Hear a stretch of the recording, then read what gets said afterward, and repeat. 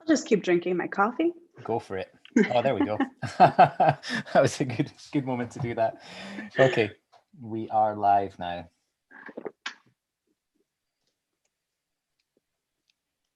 Excellent. Okay, so Loni Bergqvist, thank you for being That's here. close. Yeah. So the pronunciation of the first name should be Loni or Loni?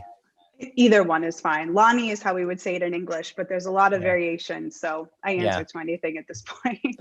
Okay. Yeah. All right. Okay, Lonnie. So thanks for being here. And just for the folks that, I feel like I've seen you popping up in various chats in various places, and got quite a pervasive presence on LinkedIn. See you in various networks and things like that. But I think in our network at Neo Academy, there's a lot of people who are working in further and higher education as well. And there's people who are not necessarily on the sort of pedagogical or educator side. They're on the sort of campus management and, that kind of thing. So there might be folks there that don't know you. Could you just give us a bit of an overview about Imagine If, your consultancy, and just how it came about? Yeah, well, I think it starts a long time ago. I won't go through the whole story, but I started as a teacher, and I was a teacher in just a really normal public school in San Diego, California. And I was becoming really, I would say, disappointed and frustrated with the education system. I felt like no matter how many times I, dressed up or tried to make lessons really exciting, like kids just were still really disconnected from the curriculum and from what we were trying to do. So kind of by accident, there was a street that our school was on, and right on the other side was a school called High Tech High. And there was a colleague of mine that said, I think you would really love this school called High Tech High. So without knowing a whole lot about project-based learning or what this magical place called High Tech High really did, I decided to go visit. And it just felt like walking through the front door, like my heart had just come home. Like it was a space where like kids had freedom, but they were doing work that was really meaningful to them. It was authentic to them. They could explain what they were learning in a way that it really felt like they were owning it. It wasn't just like a teacher told them to do a task and they were doing it. So long story short, I ended up teaching at High Tech High for 7 years and being involved in their graduate program.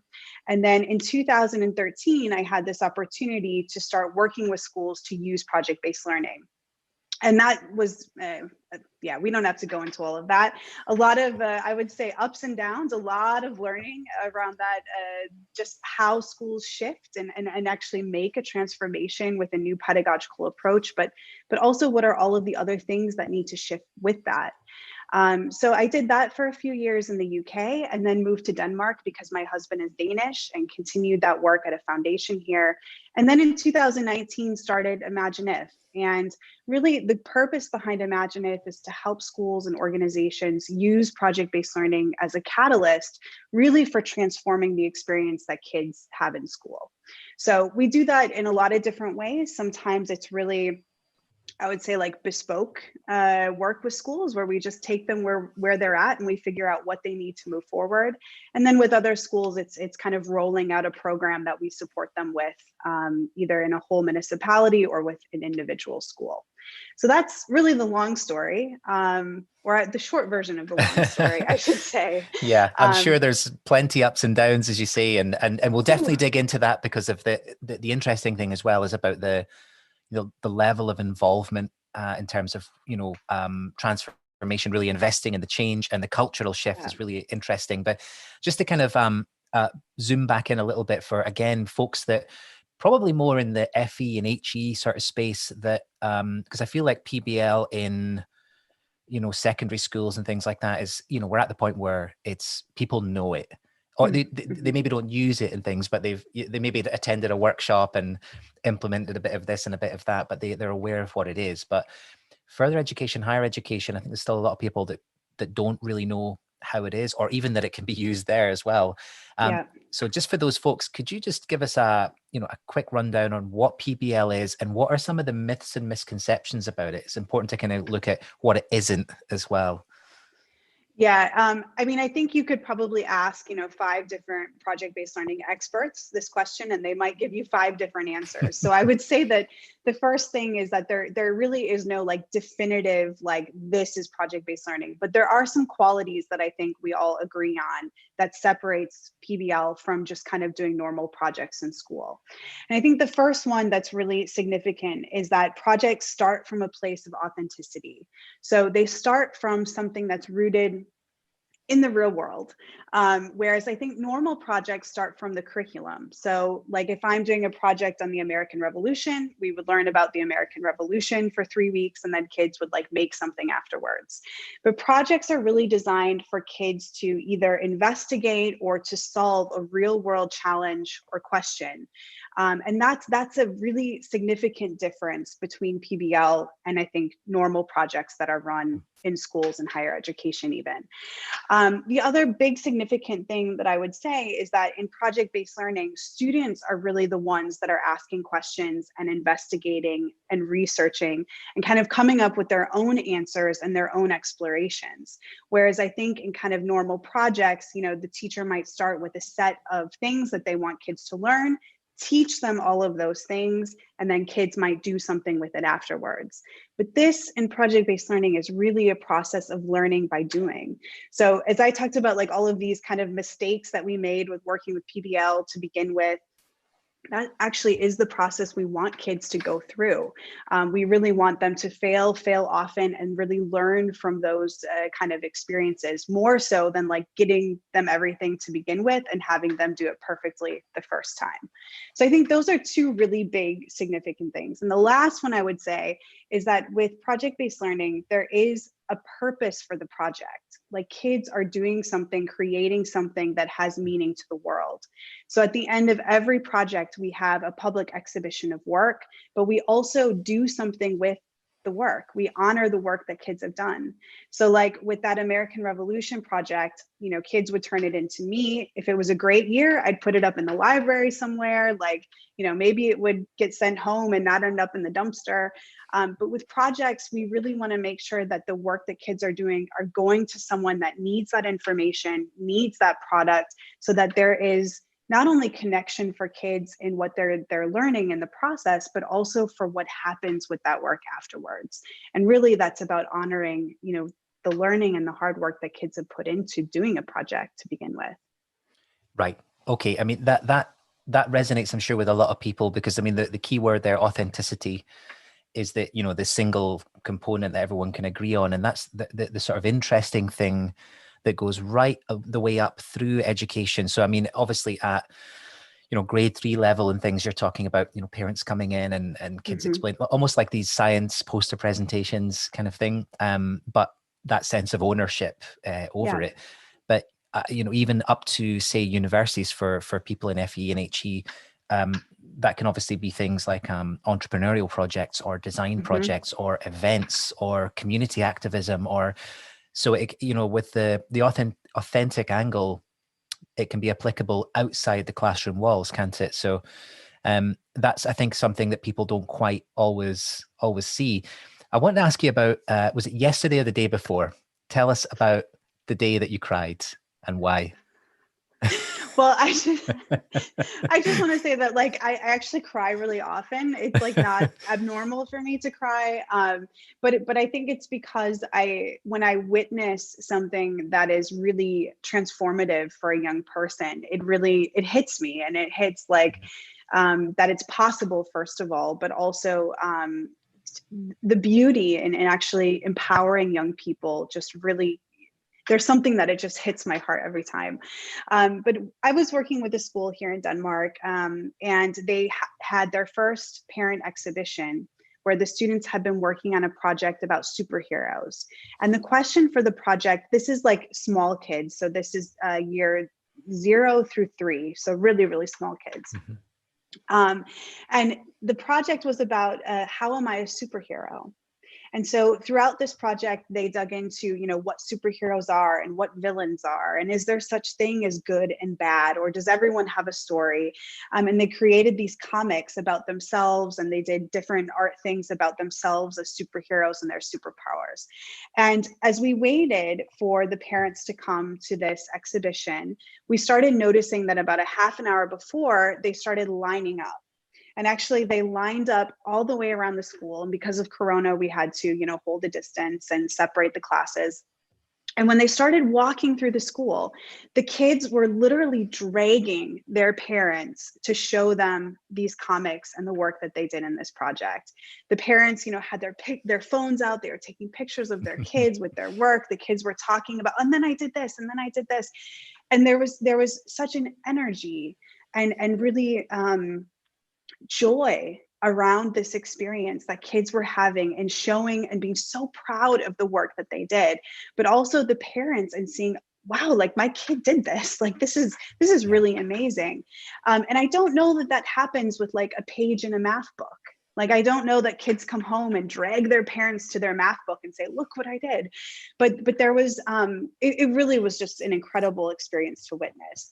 Also, the teachers that had been working with this project were also, they're tired. We're a couple weeks from summer holiday here, but they had so much energy seeing the parents and the students interact. And they remarked that this was a record turnout for parents. Every single kid in years 0 through 3 had a parent represented at this exhibition, which was unheard of. So yeah, I cried yesterday. We've just had a comment in from Mar. Hey Mar, who's saying crying is a very humane act, isn't it? I cried the first time I experienced student-led conferences for the first time. I felt a special energy too, Loni. And yeah. I think that this is a lot of professionals out there will resonate with not just this part of it, but your entire journey of that kind of, being, we all get into education for the right reasons. Nobody's in it for money, because you'll be very disappointed. It's a thankless task, teaching in schools and things like that. And so we need to draw energy from the impact we make and the difference we see. And the dissatisfaction that comes from the kind of inauthentic learning experiences, or the learning experiences that don't align with purpose and passion, can be such a drain. And I understand the way that teachers get initiative fatigue as well. And you must see it all the time with, oh, here's another thing, PBL, and that's the latest thing. And but the energy you get, as you said, you've got tired teachers. And I've experienced this too. I've gone into a classroom feeling exhausted and had such a great experience that I've left with 3 times the energy I went in with. Yeah. And I feel like that's the experience that we're looking for. I wonder about, in terms of that particular project. So you've got it was grade 0 to 3, wasn't it? With the poster presentations. And just to kind of think about, with PBL as well, use this as an example, just to tell folks a little bit about the sort of transversal nature of them, because if you can give us a bit of an overview of that project and how it worked, and what were the different components, so using elements from different skills, competencies, whatever you want to call them, what were the different components and how were these rolled in to the project? Yeah, that's a great question. Well, the first thing that that was designed was the teachers actually figured out what things were students going to need to be able to know and do in order to create these products. So the students had a lot of freedom in order to decide how they actually created some of the products in the project. But the teachers also went in with an idea of what the framework of those products would be, so that they could actually backwards plan what that skills and what that knowledge is. And you talked before about the misconceptions with project-based learning. And I think one of the misconceptions is that there is not rigorous academic learning that happens in PBL. And I would say that's one of the most common things that I hear, but also it is true of some projects when we don't actually put the time into planning and actually uncover what are the skills and competencies needed. So while it's a misconception, I think it is an experience that some have when a project isn't, planned really well, or when we actually don't go through this process of really, trying to explore what's needed.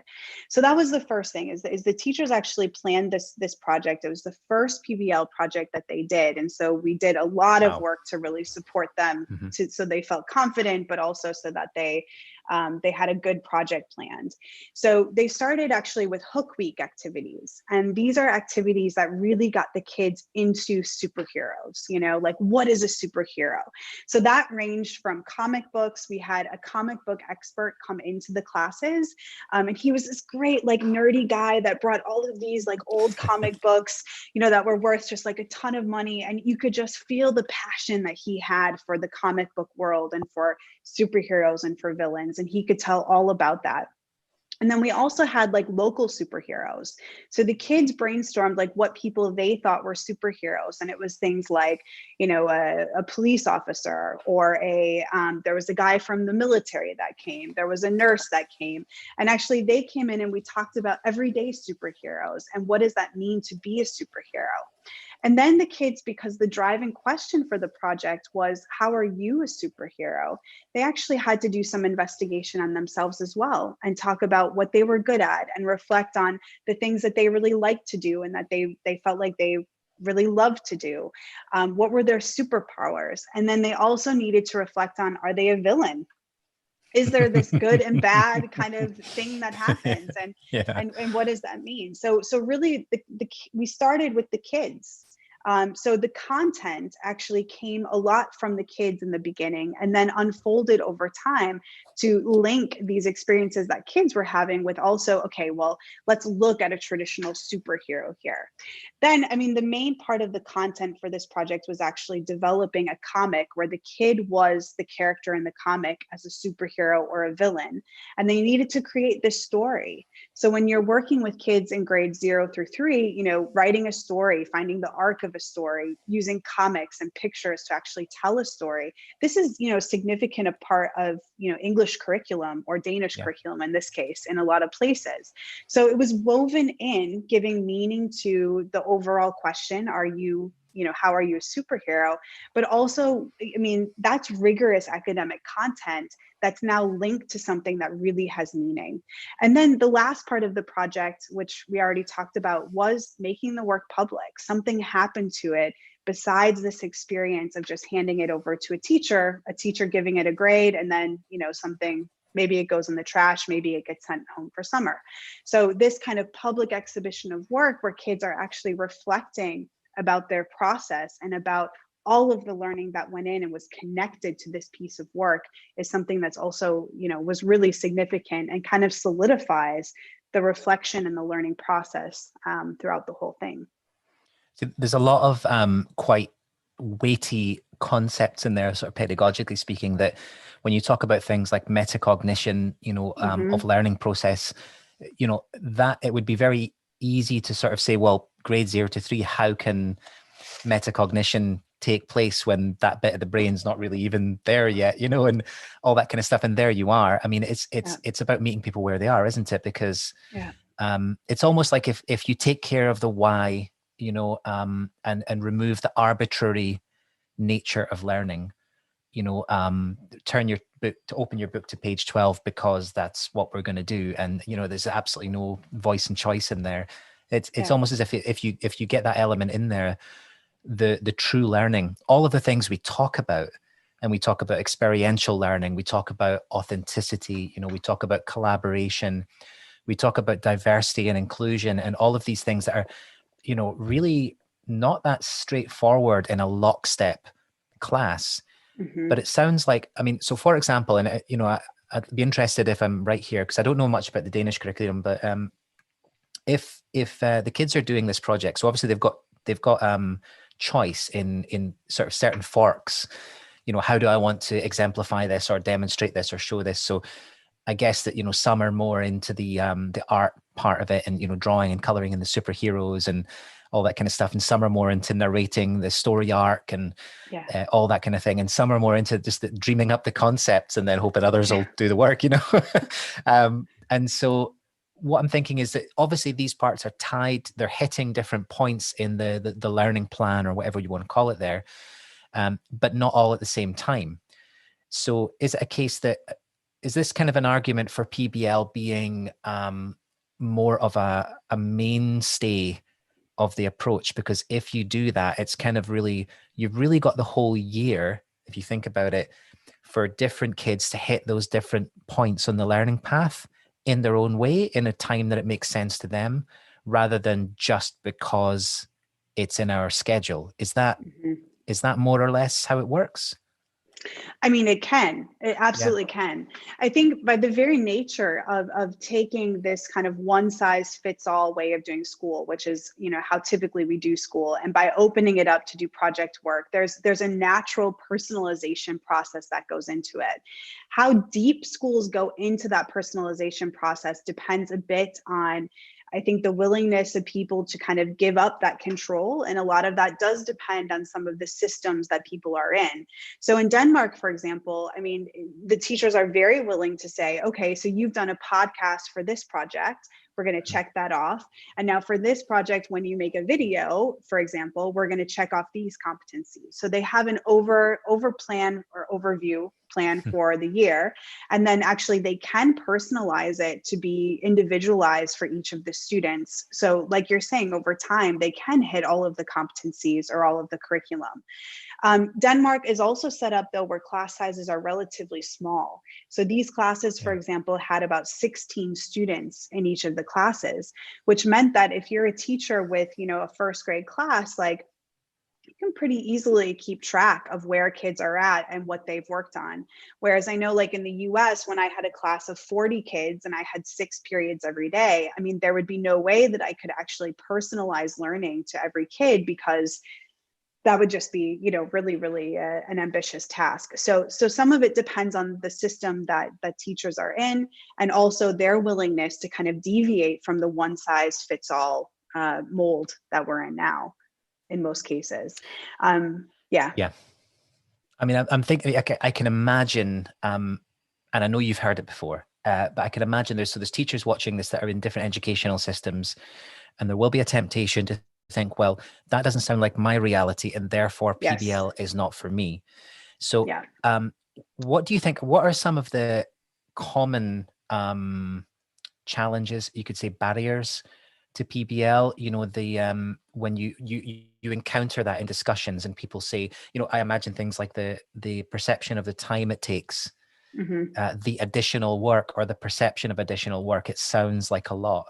You know, what are some of the challenges that you hear kind of upfront? How do you get round them? I know that's the tricky thing, isn't it? And you know, to what extent do people come on board after experience it? Well, there's a lot of things I hear, and actually, I think, you know, we're all products of the system that we're in. So I think it's actually right and true to have questions or to have, you know, some skepticism around project-based learning. I don't think there's anything wrong with that. I think it's quite healthy, actually. One of the biggest things is that, you know, if you're in a system where there's an exam, for example, or there's a mandated curriculum that you need to get through for the year, is how am I going to get through that? We're taking all this time for projects now, like, and I'm not feeling like maybe I even can get through that curriculum as it is. How am I going to make sure that students are prepared for this exam? And what I would say is that there is a little bit of a leap of faith that needs to happen, because you won't be able to see teaching and learning the same way. It's not going to look the same.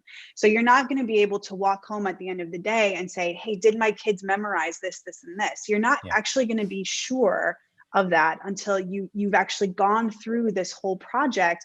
Or, I mean, you also have assessments along the way, but again, it's not going to look the same. So the first piece of advice that I have for teachers, specifically teachers, is actually to make a year plan and to start mapping out what are the projects that you're going to be working with students in. And then in Denmark, we actually have learning goals that are separated by subject knowledge and then also competencies. And we do an activity where we put posters up with all of the projects that we'll run. And then the teachers actually physically take the learning goals, clip them out, and put them onto the posters so that they can see the intersection of subjects, and they also can see exactly what the competencies are that students are going to be working with in these projects. And then we also have a poster on the side that we call homeless learning goals. for lack of a better word, I think. But any of that content that we're not able to fit in authentically into these projects, we put on that poster. And that poster then becomes, maybe there's some buffer weeks between projects and we need to teach some subjects discretely, or we need to do a unit on geometry because it hasn't fit in anywhere. We can see that. So you can actually start to anticipate over the year where, you know, these things are going to fit in, and also ensure that there's content, rigorous content that's put into the project. So you're not kind of going in with like a loosey-goosey, well, we'll learn something in here, we're not sure what it is. Now, there's nothing wrong with that approach either. I mean, that is probably the most authentic way to do project-based learning. But that's a big lift for teachers that are working kind of in the system now, where they have a lot of these where they have curriculum and they have exams, you know, to just kind of say, oh, go in and follow the kids the whole process. That's actually, I think, a bit further along the way. But just, I mean, teachers just being able to see, oh, wait, it's all there. Like, we're going to get there. And this is when it's going to happen, can be a huge, like, shoulders down way of going into project-based learning.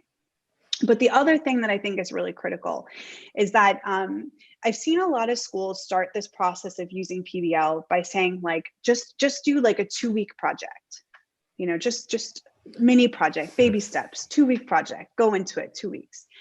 And I think the intention is good. I think the intention is you get some experience with this, and then we're going to leave that experience really wanting to dive in and to do more. But what I've seen often happen actually is that these 2 weeks, because it's such a short period of time, we end up reinforcing a lot of the things that we go into the project thinking about PBL already. So if we go in thinking PBL is a great thing, we'll probably leave with that idea.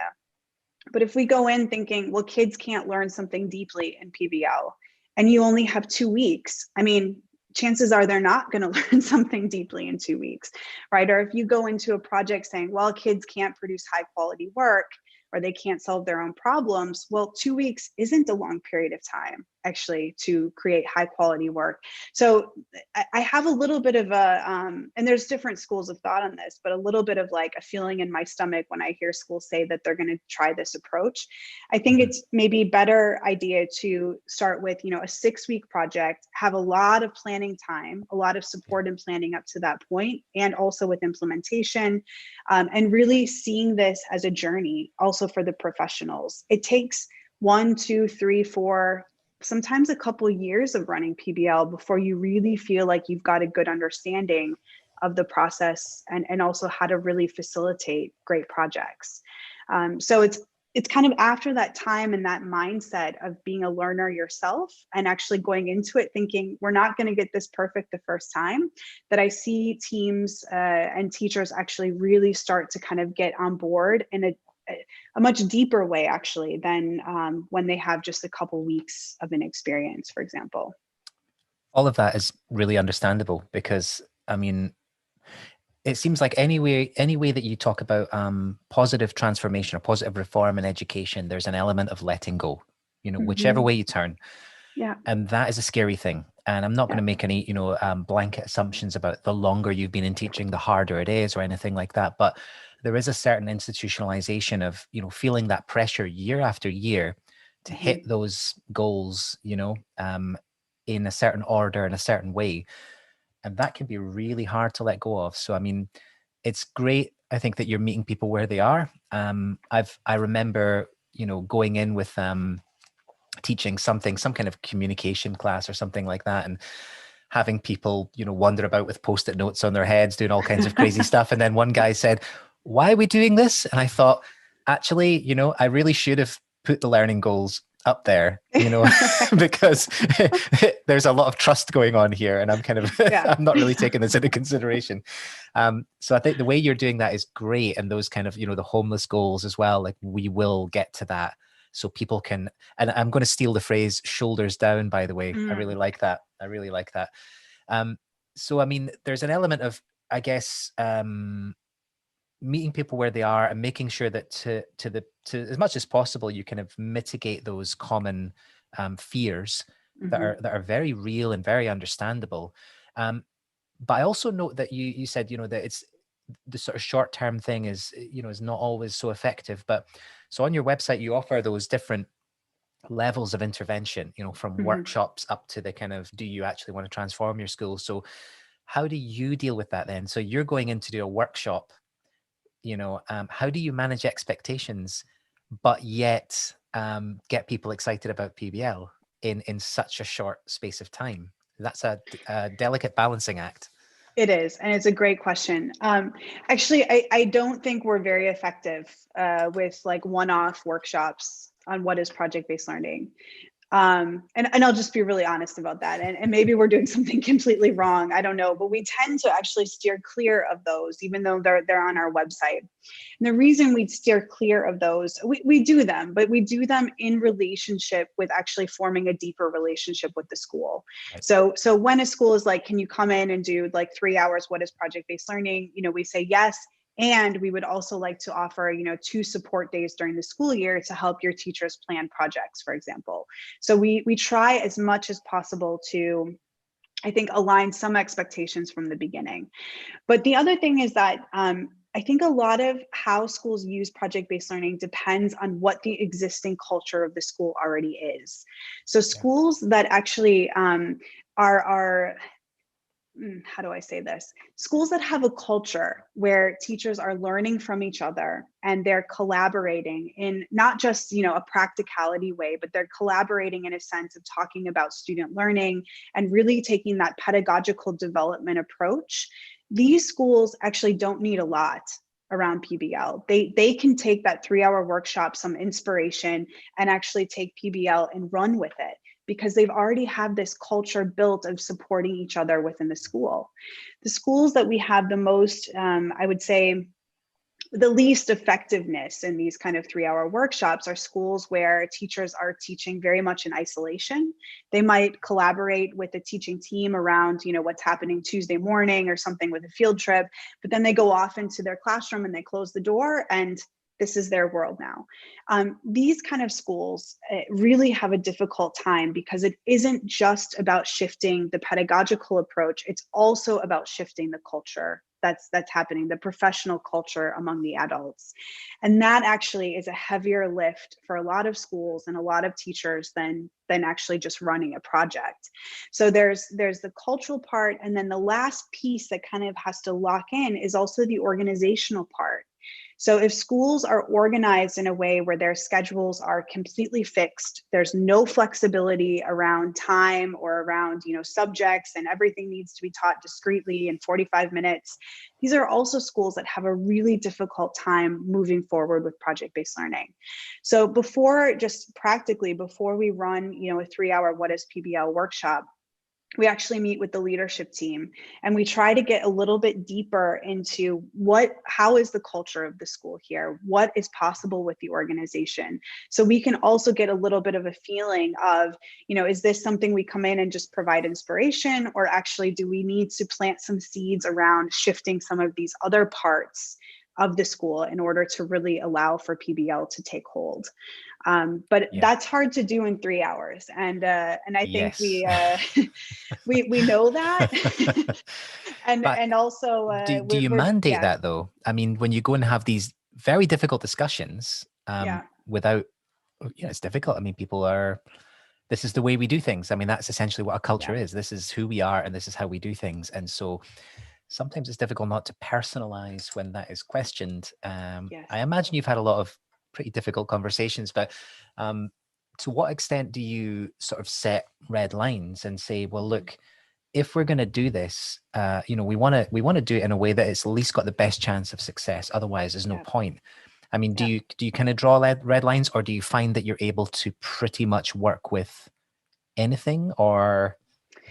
I think a lot of it is dependent on the leadership team. So if usually the ones who call us are the school leaders, and that signals to us that they are interested in something that's a little bit different. So just from the start, I think we're set up in a different way. But actually, we're working with the whole municipality here in Denmark, and it's kind of mandated from the top to do this work. So we're working with schools that have no choice, which is a totally different conversation.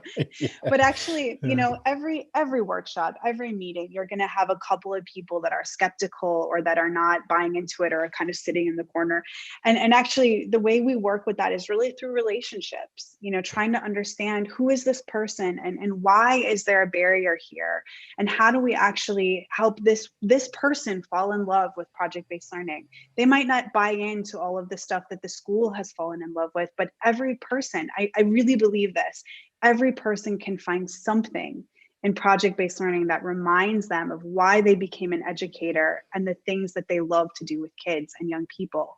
So sometimes it's also about seeing that person, noticing that person. And then also, if we don't have a strong relationship or a long-term relationship with the school, really trying to empower the leadership team or someone else to tap into what is this person thinking and how can we actually help them find the fire for project-based learning. So I think at the end of the day, you know, this kind of change process, I mean, you can apply any sexy change management theory to this work, but I really believe it's about people and about changing the hearts and minds of people. And that has nothing to do with, you can have the best 3-hour leadership or 3-hour workshop in the world and still have a big need actually to come away and work with individuals. So some people understand that, some leaders are already tapped into that, and some that's a big lift for them actually to really work with people in a different way. But we try to kind of hit all of those angles, especially with leadership teams to start if we don't have a long-term, you know, relationship with the school. Yeah, you must have become very, very skilled over the years at navigating this. But I mean, I think that what stands out there is, I mean, it's the idea of what we talked about before we came on live, that there is there's a reason we got into this in the first place. Mm-hmm. And, you know, I completely trust that that is within anybody in education. And it's just a case of, you know, connecting that to that, you know, so if those two things are in alignment. And I wonder about, you must have seen over the years a lot of different, you know, very high impact moments, I guess, particularly in situations where there was challenges in even getting to that. You know, it's the kind of thing that I find in education, you know, if you've come up through the sort of mainstream way of doing things, which I did, and it sounds like you did as well, and you've got, you know, a big class of young people, and the transformation that happens is sometimes over years. Mm-hmm. And you kind of have to take points and say, well, look at the way they were then and now, and you've got to step back and reflect on it. It doesn't really happen in front of you, except with maybe one or two, and you see these sort of aha moments for them. But then you've got things like PBL, or what I would call sort of the high impact experiences, you know, that it's almost like this is condensed, and you see people, you know, young kids like standing taller right in front of your eyes. And you know, for me, that's the moment where it's like, yeah, this is the right path. This is the right thing to be doing. You know, it's no question. You've seen it in front of you. What are the moments that stand out to you in your experience of working with schools and PBL or working with young people that will really stay with you, that you saw authentic transformation happening in front of you? Yeah, now I'm going to try not to cry, because these are the kind of moments where where I think everything becomes like crystal clear, as you're saying, about this way of working. And one of those moments in a big way happened when I was a teacher at High Tech High, and we had a class of kids that they were really challenging. They were 9th grade students. We had issues with drug use. There was just a lot of challenges within this class. And my teaching partner and I actually decided that we wouldn't do projects because it was too hard to just kind of get them into it. You know, like we needed to just kind of get them in seats, you know, and I think we've all had classes like this as educators where you're just like, this should not be this difficult anymore. Yes. Oh, yes. But there came a point where we had an art teacher come in, and she was like, let's do a project. And we said, well, we can't really think of what we should do. And so the art teacher said, well, can you remember anything that like kids are really into over this school year? And I could remember one day in December, And it was like December 12th or something like that. And there had been a school shooting in the US in Newtown, Connecticut. And actually the teacher who was next door to us, her best friend's daughter was killed in the school shooting.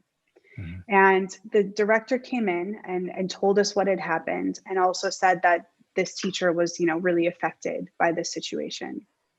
And I remember this class of like rough and tough, kids were just completely silent.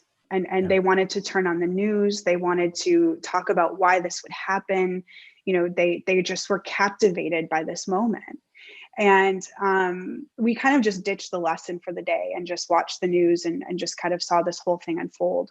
So I told my teaching partner and the art teacher about this, and they said, well, why don't we design a project to honor this little girl? I said, okay, what could we do there? And so, well, what we could maybe make a park, because that would give some kind of positive impact to our community, so we could actually create a better place for the world, but also do it in honor of this girl named Avielle. So the pivotal moment for me was actually when we launched the project, and through the connection of this other teacher, we had on Skype Avielle's father. And he brought us around, her bedroom and showed us like her little pink cowboy boots next to the door. And I saw this class of kids, again, these like just tough kids who were, drinking on the weekends, just completely falling in love with this little girl. Yeah. They saw that this was her, that, they were like, this is my sister's age, and how could someone do this? And in that moment, like I knew that there was something so powerful about this idea of real world projects that I knew that there was no going back. There was no sitting at a desk anymore, just kind of working through a textbook. Like this had to be what learning was. And in that project, over the next, I think it was like a 3-month project. It was a long time. I mean, I saw kids transform in the sense that they were no longer doing work just to do work because I told them to. They were doing work for Avielle Richmond. They were doing work for this little girl. And that project was transformative for me as a teacher to see kids on this journey, but also for individual kids themselves. We had a kid who had severe autism. The whole year would come into class, just sit at his computer, really difficult to kind of pull it away. And during this project, we made him our editor because he would notice all of the spelling mistakes on the board the whole year. He was that kid that would raise his hand and that's wrong. And so we started noticing as we started creating this park, and kids were sending out emails to contractors and to, real live people, that there were all kinds of errors. So we said, well, why don't we make this kid our editor? So every email had to go to this kid first, and he had to take his computer with a piece of paper, walk over to a student, tell them what was wrong about their email, and then they could send it out. And at the end of these project times, we run a thing called celebrations, where kids really publicly celebrate how another kid has helped them during that day. And this student who is our editor was celebrated almost every single day. A kid that would just come into class, sit down, no one would bother him for almost a whole school year. And now all of a sudden he was playing a pivotal role in getting this park built and in helping his classmates. And it was that project, all of the things about that project is just like, you can't go back. You can never go back from this experience. And I know not every project is like that. Not every project is that meaningful, but there is something that fundamentally switches, I think, when you have these experiences with young people in this real way. And you just think, damn, these kids are good, Yeah. Well, I completely, first of all, thank you for sharing that story. It's beautiful. And those deep tissue experiences as educators, where heart and head are connected, and there is such a shift. It's, as you say, you can never go back. And I find that, I've had similar experiences in education, but just trying to find my own way without a culture around me of, understanding of things like PBL and stuff like that. Because there's, it depends, as you say, on the culture of the school. And sometimes I've been the only one like doing something different, and it's very isolating. Yeah. And I've had those, teaching in Sweden, and we talked about earlier in the high school, and I had those rough, tough kids who had that barrier. And, the only way that I could possibly, I was teaching English, the only way I could possibly do it was to meet them where they were. They're all listening to hip hop. So it's like, well, let's learn through hip hop. So every day we're listening to hip hop and dissecting it. And we, they wrote raps in English, and then we produced an album, and I brought my decks in and taught them to DJ and all kinds of stuff. So cool. But the other, the rest of the school's kind of looking at me like, this guy's mental, why is he, are they DJing in there? Like, the maths teacher.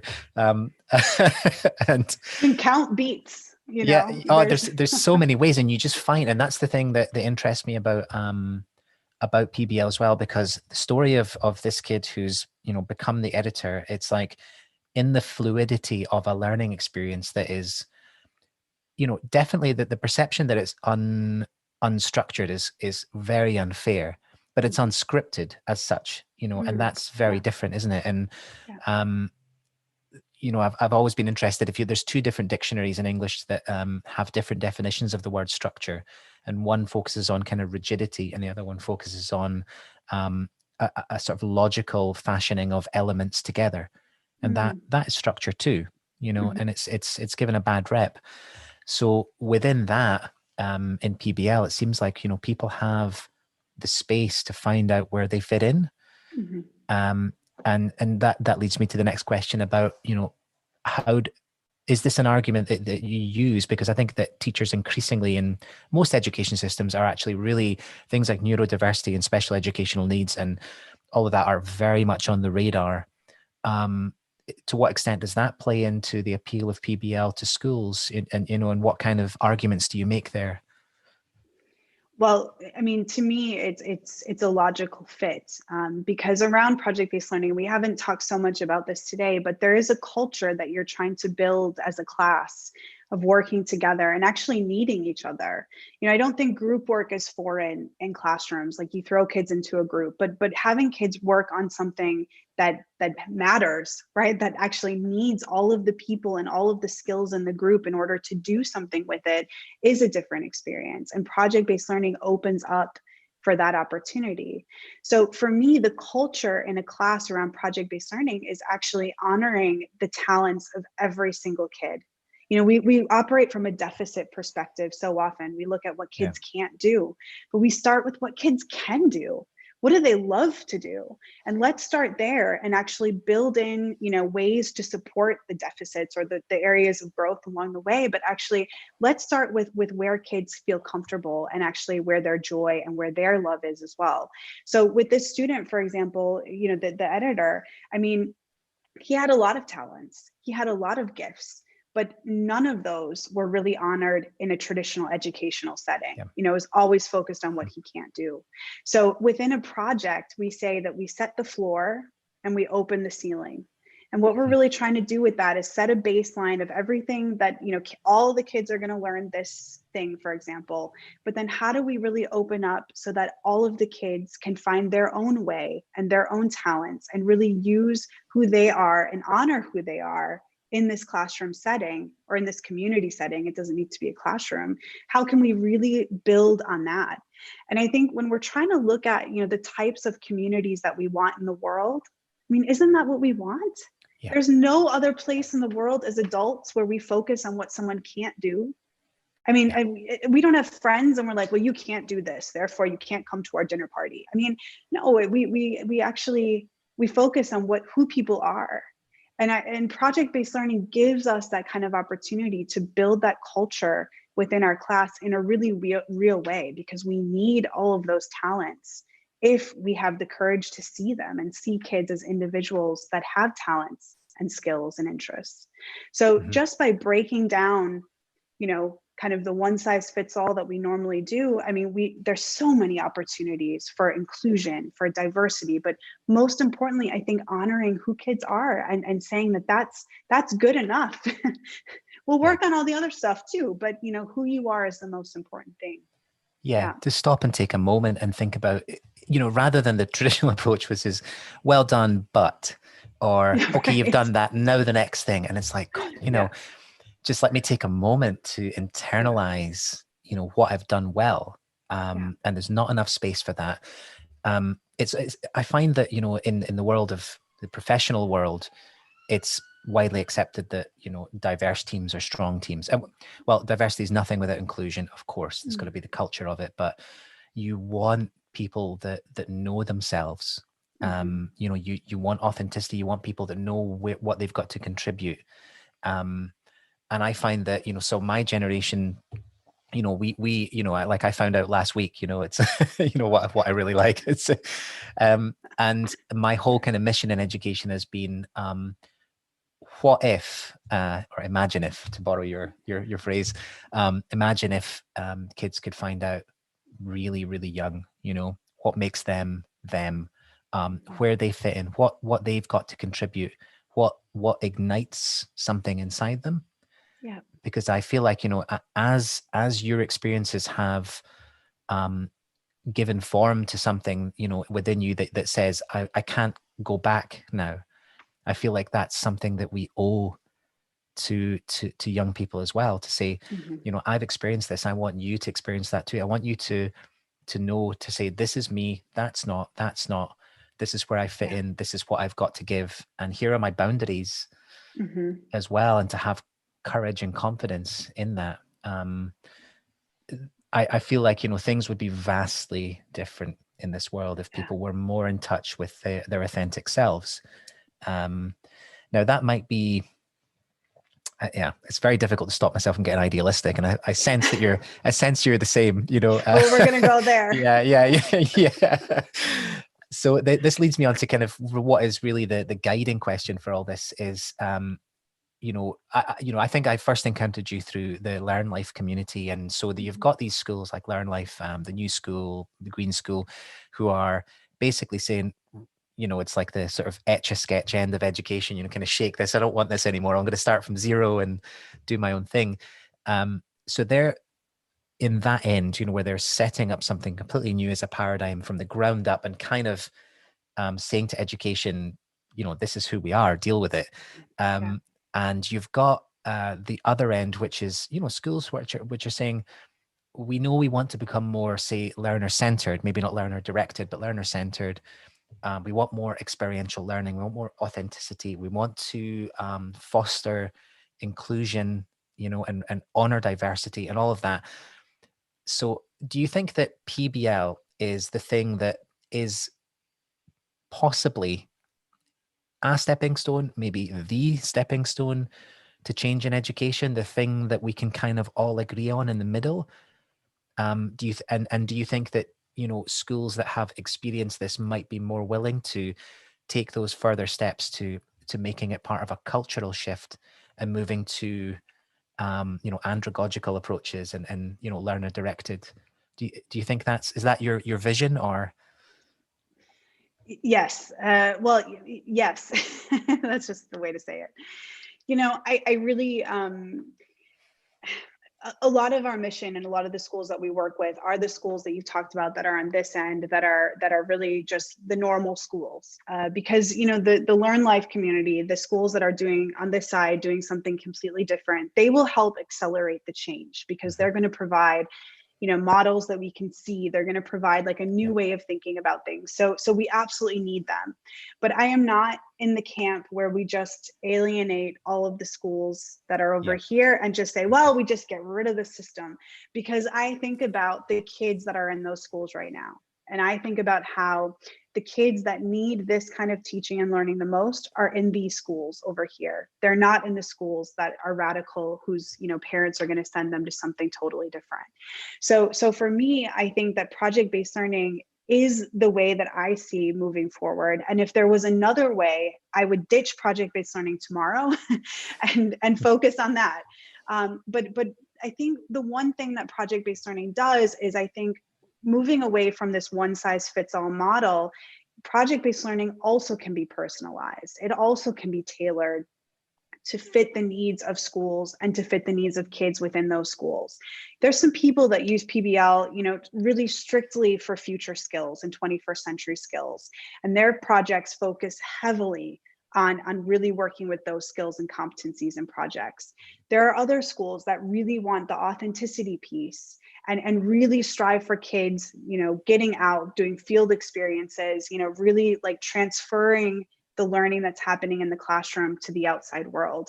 So project-based learning actually enables us to achieve like tons of different things. And so wherever you are at a school and whatever you're driving towards or really wanting to achieve as a school, what your values are, you can actually achieve that with project-based learning. So I think there's a lot of beauty in that situation.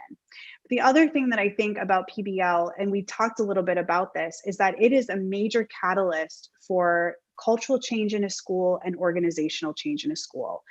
And there is not a lot of other approaches that I would say hit this kind of holistic, whole school rethinking than project-based learning. If you go deep into it, I mean, there's a lot of schools that do PBL kind of like, oh, we'll do an hour a week or something like that. And whether that really hits, I think, major change, I don't know. I think kids still get a different experience than they would normally. But the schools that really go all in, I mean, they are really transforming everything that they do. And when we look at school for the future, and we really look at what's needed for kids, but also the kind of, ecosystems that are needed to support that. I mean, we are looking at also shifting culture in school and organization in school. So project-based learning for me hits those things, but also it does it in a way that makes sense. It does it in a way that's actually necessary to facilitate great learning for kids.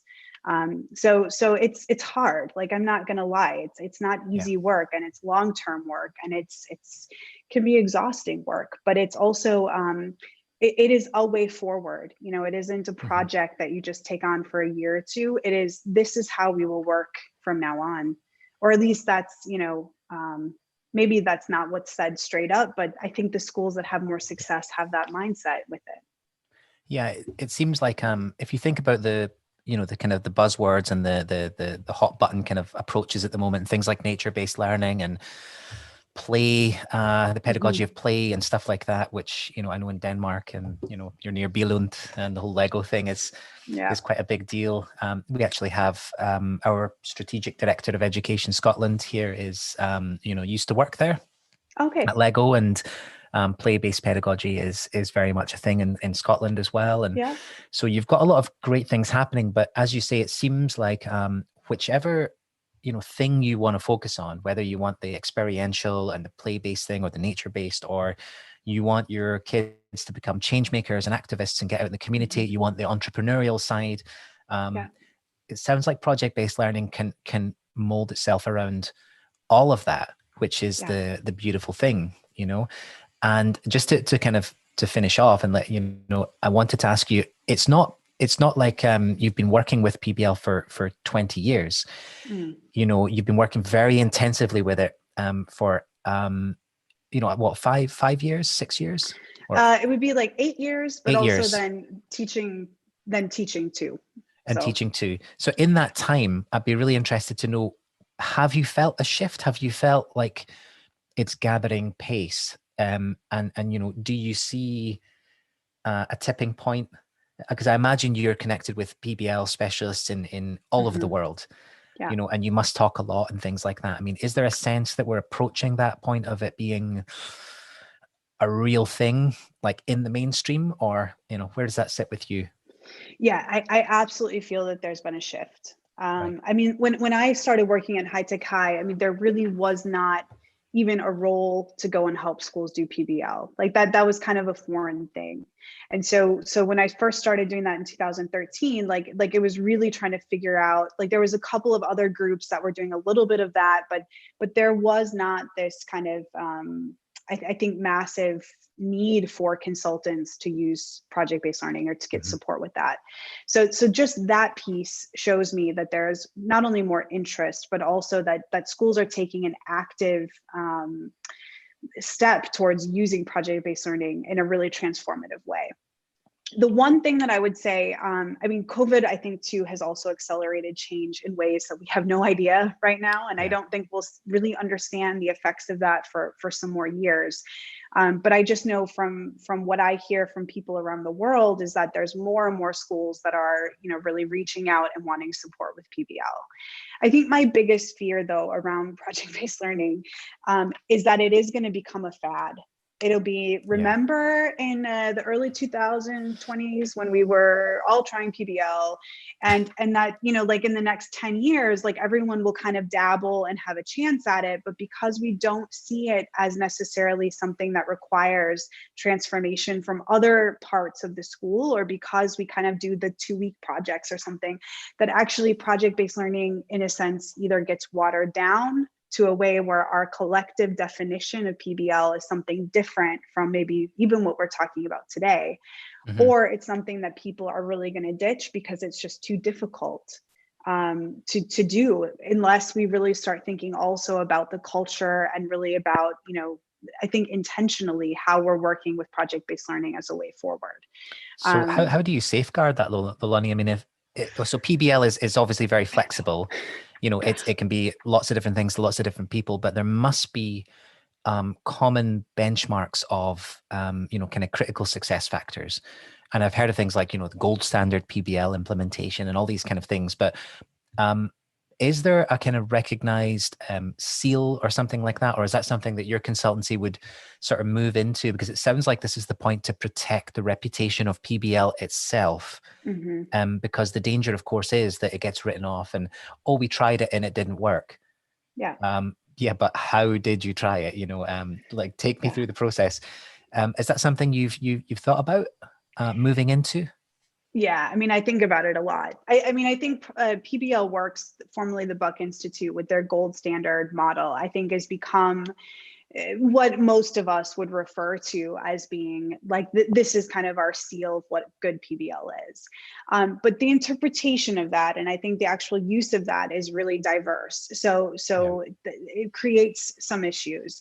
There's a group of us that work with Tom Markham. I don't know if you're familiar with him, but there's like 10 of us that work together in an informal way, but really try to collectively push the understanding of project-based learning and kind of like, hold our ground when it comes to like what great PBL is. So we're active on, there's huge project-based learning support group on Facebook. Like, we're really active on there, trying to just kind of continue to maybe push ideas around what project-based learning is, but also, provide support and provide new ways for people to think about, what are these essential elements that we're striving for.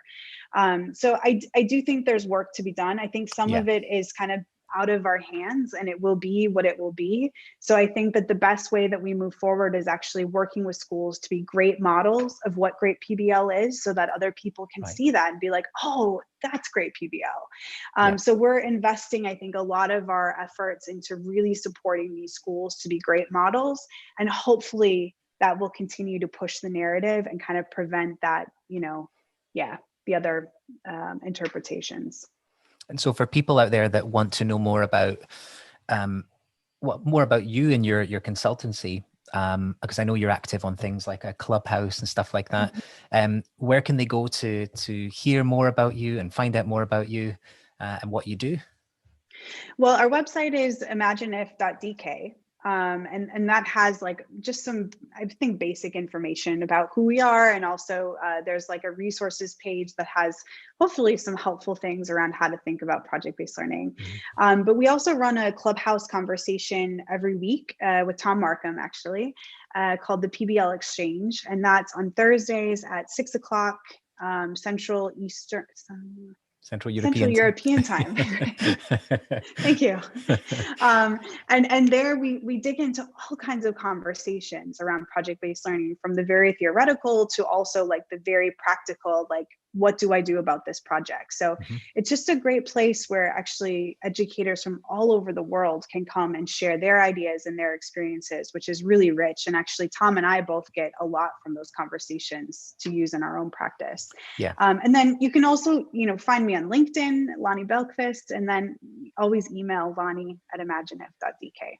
So Great. Well, and I hope more schools take you up on that, because, you know, as you say, there are a lot of people out there doing a lot of things and you know, offering a lot of services and things like that. But there's something to be said for authenticity in all things, and passion. And I think that people that are listening to this will be in no doubt of where your heart is, and in why you're doing this. And as you said, and I really like what you said about if it turned out there was something better, you would ditch PBL in a second. And that's the point, isn't it? It's the vision of change in whatever way is best for the people that we serve, people in our charge and care, you know. So it is great to hear. I always leave these conversations with people like yourself with like so much more energy, because to know that you're out there, you know, there's people fighting the good fight, and there's people, you know, doing these things and leading with heart and head, you know, connected is very encouraging, which is why, and I think that's a great thing that things like your clubhouse sessions exist, because you might be a teacher that's in a school where you feel like I did, and you were the guy that everyone thought was nuts, because you're doing all this crazy stuff, you know, and you might be that teacher trying to do these things. And so the digital world is there. We need to reach out beyond our culture sometimes and connect with, find our tribe, as Sir Ken would say, right? Yeah, exactly. Yeah.